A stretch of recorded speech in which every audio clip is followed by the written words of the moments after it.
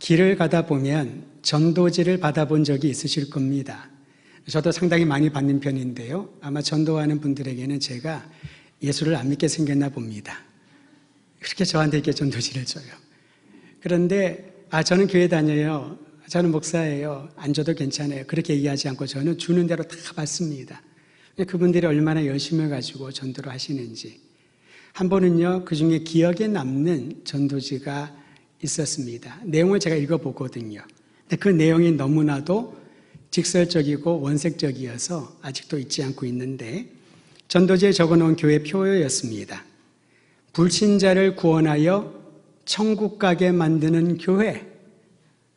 굉장히 강렬하지요. 교회를 다니고 신앙생활하는 사람들은 이게 무슨 말인지를 압니다. 불신자를 전도하여 천국 가게 만드는 교회. 근데 중요한 것은요, 그 전도지를 나누는 대상이 예수님을 믿는 사람도 있을 수가 있겠지만 저처럼 그걸 나누는 목적은 예수님을 믿지 않는 사람이 대상 아니겠습니까? 근데 예수님 믿지 않는 사람이 딱 받아보면 어떤 느낌일까? 예수 믿는 사람들은 나를 불신자로 여기는구나. 틀린 말은 아니죠. 나를 불쌍하게 여기는구나. 천국도 가지 못할 그러한 사람으로 나를 가렵게 여기는구나. 그런 생각이 들지 않을까라고 추정을 해보았습니다. 우리가 전하는 사람은 아무리 좋은 의도를 하더라도 그걸 받는 사람이 어떤 느낌일까를 생각하지 않는다면은 막무가내 전도 이외에 할 수 있는 것들은 별로 없을 것입니다. 간혹 신앙을 갖는 이유에 대해서 물어보면은 천국행 티켓을 획득하는 것으로 생각하는 분들이 참 많이 있습니다. 여러분 야구를 좋아하십니까? 안 좋아해도 관심을 가질 필요가 있어요. 왜냐하면은 대전에 기반을 두는 한화가 기가 막히게 잘합니다. 저는 원래 서울에 있는 팀을 지지하다가 대전에 와서 어쩔 수 없이 유니폼도 샀어요. 입고 다닐 때는 없지만 한번 기회가 되면 입고 올게요. 그런데 어제 교회 와서 설교를 준비하다가 오후에 잠깐 점심 먹고 들어왔는데요. 교회 앞에 어떤 분이 서 있는 거예요. 핸드폰을 보면서. LG 트윈스 유니폼을 입은 어떤 남자분이셨어요. 제가 내일 물어봤습니다. 어떤 일로 오셨습니까? 자기는 서울에 사는데 오늘 야구 보러 왔대요. 서울에서 여기까지. 그 더운데. 그러면서 식당 왔다가 화장실 가려고 교회를 들렀다는 거예요.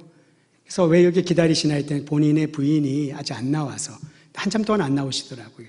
그래서 저랑 상당히 이런저런 얘기를 했습니다. 그래서 제가 물어봤죠. 표 구하기가 한화랑 같이 경기를 하는 표 구하기 굉장히 어려울 때인데 어떻게 구하셨어요? 고생을 했다는 거예요. 몇 번을 들어갔는데 계속 표가 매진 겨우 구해서 왔다라는 거예요. 제가 물어봤죠. 저는 한화를 응원을 하는데 오늘 누가 이길 것 같나요? 했더니 그분 말이 아무래도 한화가 조금 우세할 것 같아요. 제가 속으로 그런 생각을 했지요. 믿음대로 될지어다. 근데 결국은 무승부였더군요. 나중에 결과를 제가 봤더니 다 못 봤습니다만 무승부였대요. 야구 경기 하나 보려고 또 미국은 농구가 굉장히 인기가 있거든요. 또 우리가 미식축구라고 하죠. 굉장히 인기가 있는데 그거 한번 보려고 표를 구하려면은 고생을 하고요. 상당히 많은 돈을 지불해야 됩니다. 우리가 복음을요. 그렇게 생각하는 경우가 있다는 거죠. 천국 티켓을 우리가 구해야 하늘나라 가는데 이 티켓 구하기 위하여 얼마나 고생하고 애쓰고 열심을 해야지 되지 않는가? 이제 우리는 천국 티켓을 얻은 사람으로서 그것을 구하지 못한 사람을 가련한 모습으로 다가가서 불신자들이여 천국 가는 백성 되게 만들 테니 교회로 오십시오. 개인 구원에 집중한 전도만을 생각하고 있지 않는가? 다시 한번 살펴보아야 할 것입니다. 성경이 가르치는 복음은 개인 구원에만 국한되어 있지 않습니다. 내가 예수님 믿고 하나님 자녀 되고 구원받고 천국 가는 거 중요하지요. 그것만이 하나님의 복음의 내용이 아니라는 겁니다. 복음의 핵심은 온 세상을 구원하시려는 하나님의 계획의 있습니다. 야밤에 예수님을 찾아온 니고데모 여러분 기억하실 겁니다. 주님이 니고데모와 대화를 하면서 그에게 하신 말씀이 있습니다. 예수님의 말씀 중에 우리는 복음의 핵심, 복음 전도의 내용이 무엇인지를 발견하게 됩니다. 요한복음 3장 16절, 17절, 16절은 잘 아시죠? 같이 한번 할까요? 시작. 하나님이 세상을 이처럼 사랑하사 독생자를 주셨으니 이는 그를 믿는 자마다 멸망하지 않고 영생을 얻게 하려 하심이라. 속으로 하지 마시고 겉으로 하셔도 되는데 17절 하나님이 그 아들을 세상에 보내신 것은 세상을 심판하려 하심이 아니요 그로 말미암아 세상이 구원을 받게 하려 하심이라. 아멘. 이것이 전도의 내용이어야 됩니다. 하나님의 세상을 얼마나 사랑하시는지 그걸 전해야죠. 하나님이 우리를 구원하기 위하여, 온 인류를 구원하기 위하여 독생자를 아낌없이 내어주셨다는 것을 전해야지요. 누구든지 예수 그리스도의 이름을 믿으면 심판당하지 않고 멸망당하지 않고 영원한 생명을 얻는다는 복음을 전해야지요. 그 이전에 요한복음 1장 12절은 뭐라고 말씀하셨습니까? 영접하는 자, 그 이름을 믿는 자들에게는 하나님의 자녀가 되는 권세, 특권을 주셨느니라. 이걸 전해야 된다는 겁니다. 어떤 이들은요, 나는 이제 천국 티켓 구했으니까 안심이다. 제멋대로 생활합니다. 예수를 믿는 건지 안 믿는 건지, 주일날 교회는 간다고 들었는데, 교회에서 말 맡았다고 들었는데 그의 모습을 보면은 세상을 지극히 사랑하시는 하나님의 마음이, 하나님의 사랑이 느껴지지 않는 거지요. 자기밖에 모르고 배타적이고 자기가 하는 거고 하고 싶은 일 이외에는 무관심한 그런 모습을 보면 사람들이 누가 예수님을 믿고 신앙생활을 하려고 하겠습니까? 복음의 핵심이 무엇인지를 분명히 알아야 됩니다. 복음서 중 가장 먼저 기록된 책이 마가복음입니다. 마가복음은 예수님께서 전파하신 복음의 내용을 명확하게 가르쳐주고 있습니다. 마가복음 1장 15절 제가 먼저 하면 여러분 한번 따라 하시기 바랍니다. 때가 찼고 하나님의 나라가 가까웠으니 회개하고 복음을 믿으라. 그래서 복음은 예수님을 말하는 거지요. 때가 찼다. 하나님이 온 인류를 구원하시기 위하여 구원의 계획을 펼치시고 완성하실 때가 찼다. 하나님의 나라가 가까이 왔다. 그러므로 회개하고 복음을 믿으라. 이것이 우리를 향한 주님의 마음이요 복음 전도의 내용인 것입니다. 여기서 말하는 하나님 나라는 교회 열심히 다닌 사람들, 봉사 열심히 한 사람들, 죽으면 가는 나라가 하나님 나라가 아닙니다. 예수님이 이 땅에 오심으로 하나님 나라가 우리에게 가까이 왔습니다. 하나님 나라가 가까이 왔다. 하나님 나라는 하나님의 통치를 의미하지 않습니까? 하나님이 통치하시는 그 나라 백성으로 사는 이들, 예수 그리스도 안에 거하는 이들에게는 놀라운 복이 임하였으니 바로 그것이 기쁜 소식, 복음의 소식이라는 겁니다. 저는 예수님이 전하신 이 복음의 내용, 성경이 가르치고 사도들이 전파하고 오늘날 교회가 품고 있는 복음의 내용을 복음의 비전이란 오늘 설교 제목으로 바꾸어서 하나님의 말씀을 나누려고 합니다. 하나님의 통치 아래 있는 사람들에게는 새로운 비전이 생깁니다. 우리는 그것을 복음의 비전이라고 칭할 수 있습니다. 복음의 비전의 내용이 무엇인지는 오순절 성령 강림 직후에 있었던 사도들의 설교에서 발견할 수 있습니다. 사도행전 2장 14절부터 36절까지의 사도들이 했던 설교 내용이 있습니다. 복음의 내용, 복음의 비전이 기록되어 있습니다. 저는 오늘 본문을 그 뒷부분과 또 설교 이후의 내용으로 정했습니다.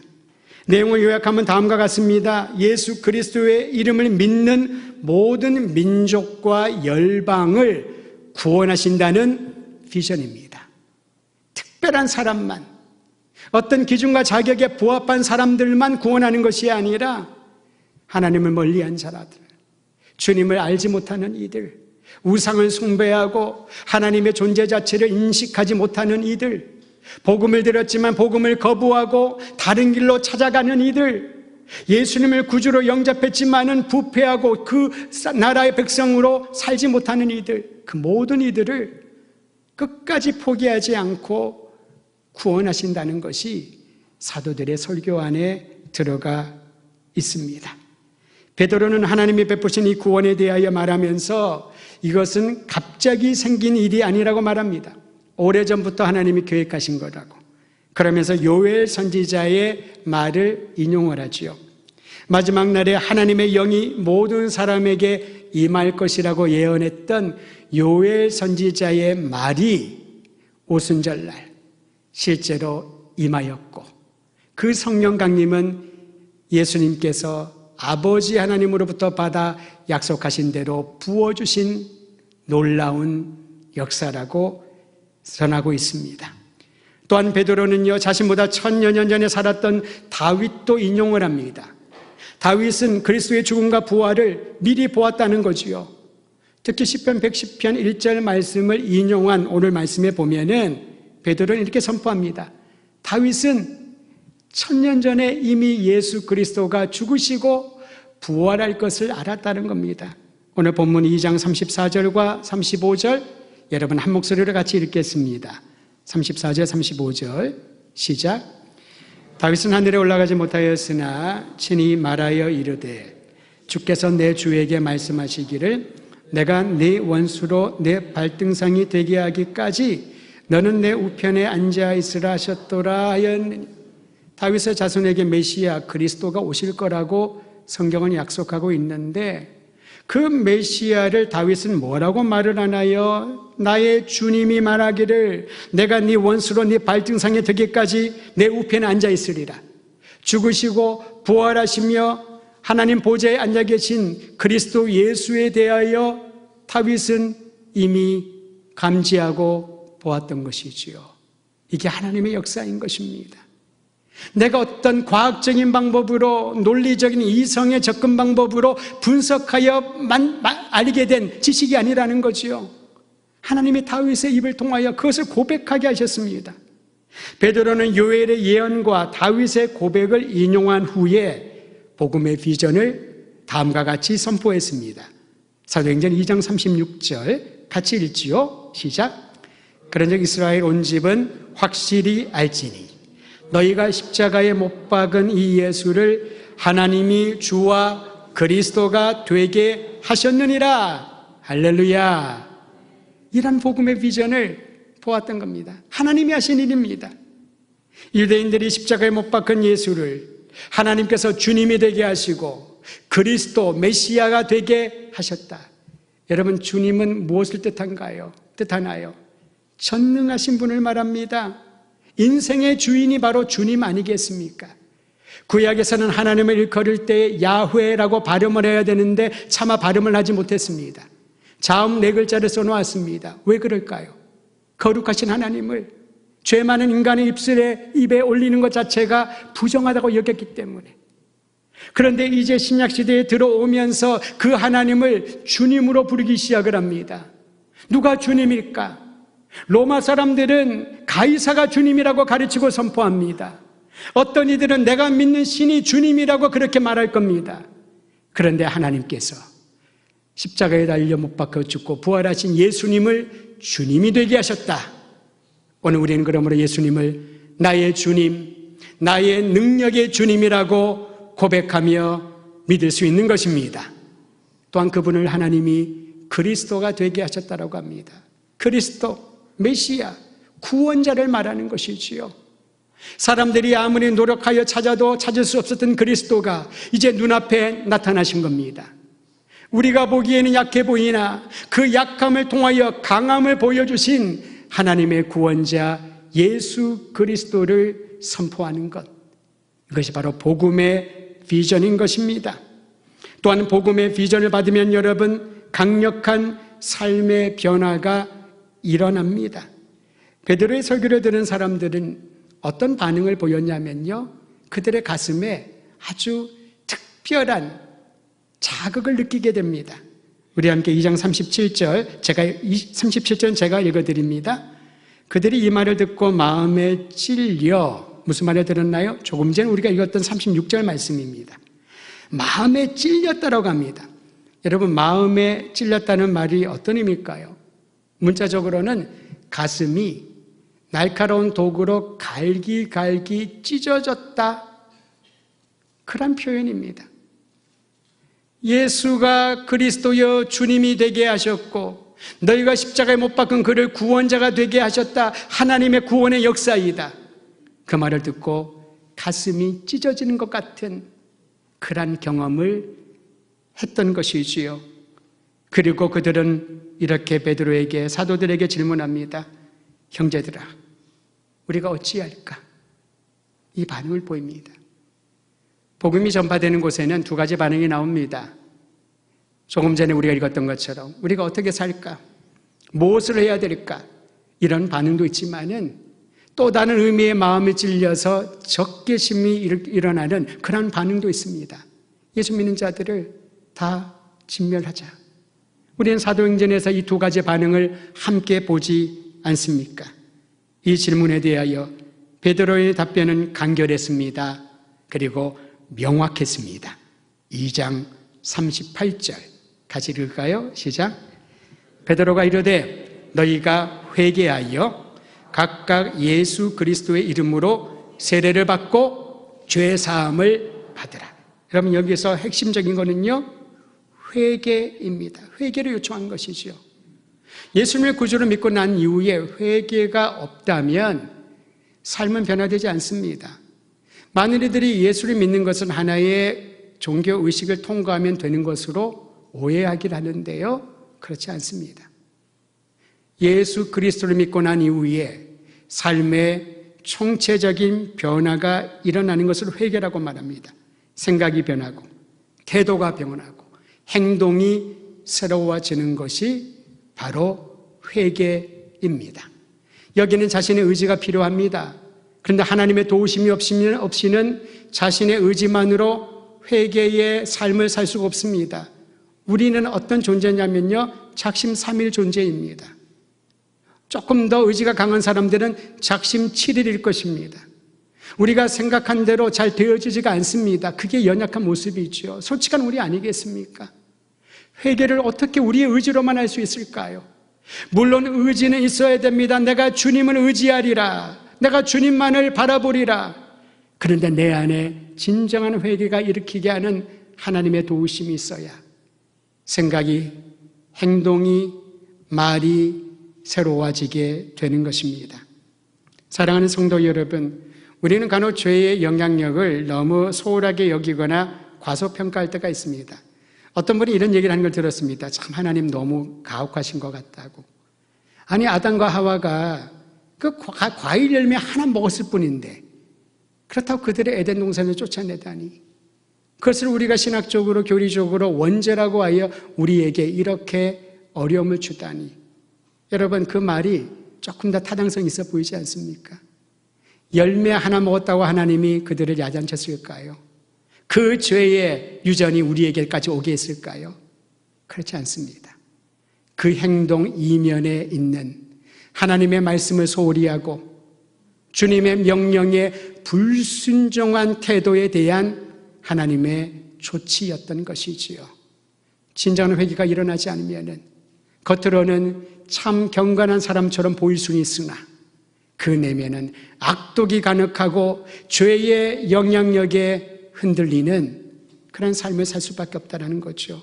그래서 회개를 강력하게 요청합니다. 여러분, 진정한 회개는 뭘 말할까요? 새로운 방향으로 완전히 전환하는 결단과 행동을 말합니다. 완전히 전환해야 됩니다. 그러기에 바울이 로마서에서 말한 이 말씀을 우리는 기억하며 적용해야 될 겁니다. 이 세대를 본받지 마십시오. 마음을 새롭게 하십시오. 변화를 받으십시오. 그래야 하나님의 온전하신 뜻과 선하신 뜻과 기뻐하시는 뜻, 즉 복음의 비전을 따라 살아가게 될 것입니다.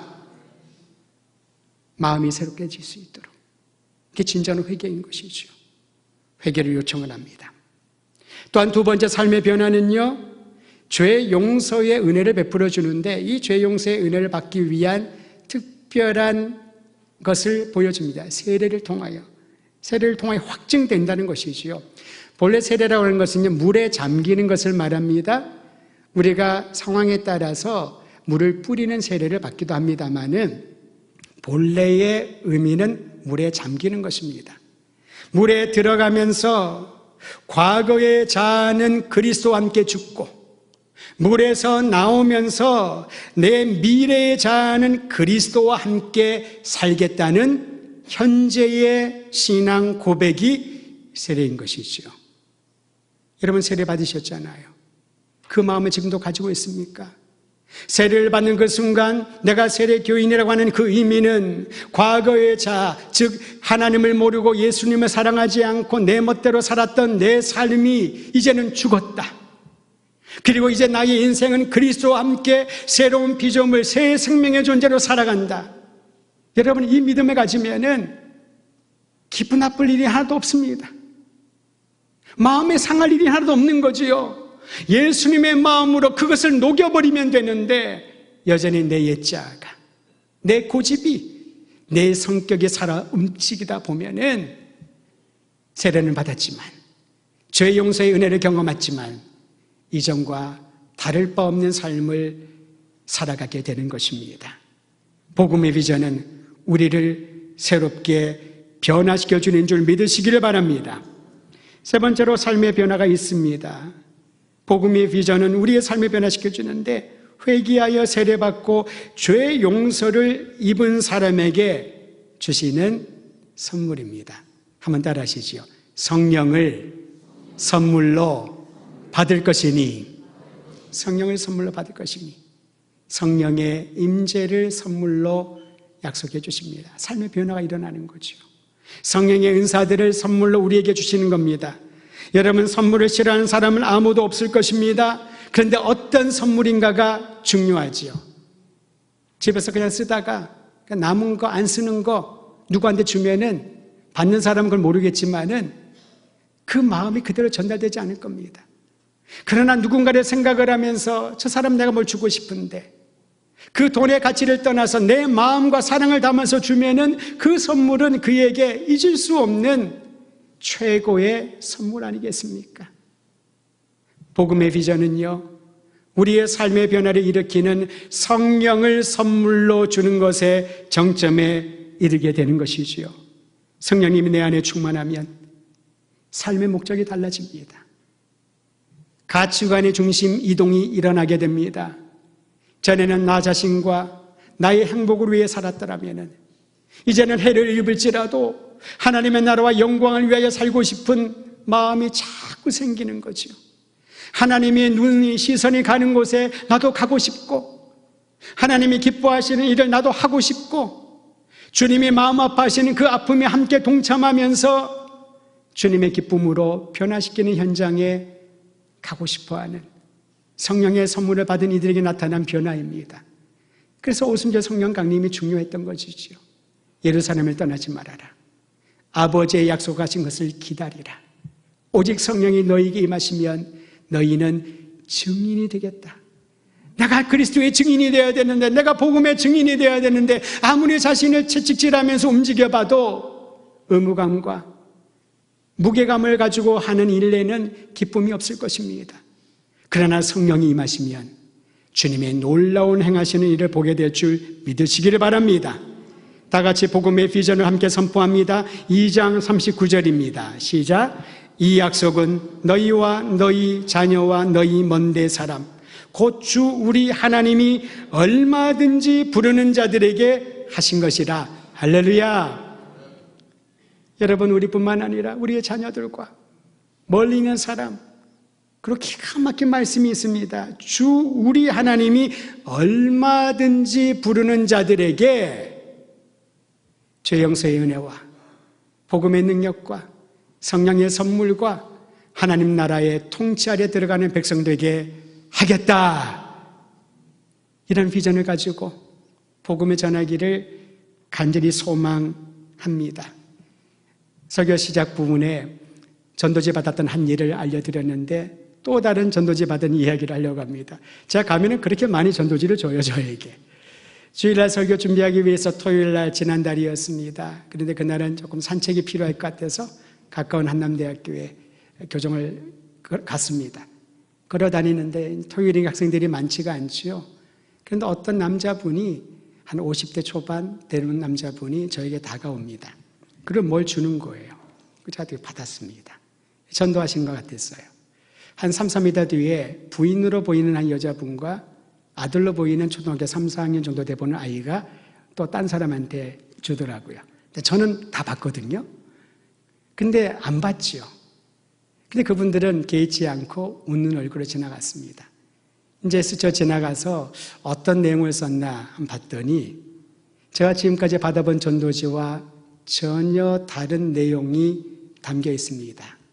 보통 전도지에는 교회 이름도 있고 우리도 뭐 그렇게 쓰죠. 뭐 표도 있고 교회에 대한 소개도 있고 뭐 전도에 대한 내용도 있고 또 예배 시간도 있고 그리고 교회 자랑을 많이 하잖아요. 우리 교회 행복한 교회입니다. 우리 교회 좋은 교회입니다. 우리 교회 나오세요. 그렇게 전도지에 많이 들어있지 않습니까? 자연스럽습니다. 근데 여기를 봤는데 교회 이름도 없고 연락처도 없고 주소도 없고 뭐가 있냐면요. 복음의 내용만 있습니다. 하나님은 당신을 사랑하십니다. 당신을 위한 놀란 계획을 가지고 있습니다. 사형리의 내용을 요약한 것 같아요. 예수님만이 인간의 죄를 해결할 수 있는 유일한 길입니다. 개인적으로 예수님은 나의 구주, 나의 하나님으로 영접하십시오. 당신이 지금 그 마음을 가지면 예수님을 구주로 영접할 수 있습니다. 그러면서 쭉 쓰고요. 마지막에 뭘 썼냐면 신앙이 성장하기 위해서는 건강하고 좋은 교회를 선택해야 됩니다. 이번 주일부터 그리스도를 영화롭게 하고 하나님의 말씀을 올바로 전하는 가까운 교회에 나가서 목사님의 지도를 받으면 신앙이 성장할 것입니다. 하트, 끝. 제가 이걸 읽고 궁금했던 거예요. 이분이 어떤 분인지. 그래서 돌아서 왔던 길을 막 걸어갔는데 발이 얼마나 빠른지 흔적을 찾을 수가 없어서 학교 반바퀴를 돌았어요. 안 보이더라고요. 아마 차를 타고 갔든지 그 시간이 한 3, 4분 정도 간격이었으니까. 궁금했습니다. 왜 자기 교회를 목사님 같아 보였어요. 자랑하고 광고하고 사람들에게 전화번호 물어보고 하지 않았을까? 그분의 목적은 딱 하나였던 거죠. 예수 그리스도의 복음을 전하고 싶었던 겁니다. 우리를 구원하시기 위하여 독생자를 십자가에 고통받고 죽게 하신 하나님의 사랑을 전하고 싶었던 거죠. 제가 만약에 예수를 안 믿는 사람이었다면 항상 저는 반대로 생각을 하는 편이거든요. 그분을 수소문에서라도 찾아서 그 교회에 한 번이라도 나가고 싶었을 것 같아요. 딴 말 하지 않습니다. 예수님은 사랑이십니다. 제가 아직도 갖고 있잖아요. 마스크 안에 끼워줬는데 쓰지도 못하고 들고 있습니다. 사랑하는 성도 여러분, 사도들이 전했던 복음 설교의 내용에는 하나님의 비전을 보게 됩니다. 하나님께서는 너희와 너희 자녀들과 먼 데 있는 모든 사람들까지 주 우리 하나님께서 부르는 사람들은 얼마든지 구원에 이르게 하느니라. 십자가에 못 박혀 죽은 예수를 주님이 되게 하시고 그리스도가 되게 하셨느니라. 이제 회개하고 주님께로 돌아오라. 그리하면 하나님의 자녀가 되는 하나님 나라의 백성이 되는 복을 누릴 것이니 이 복을 지금부터 받아들이라.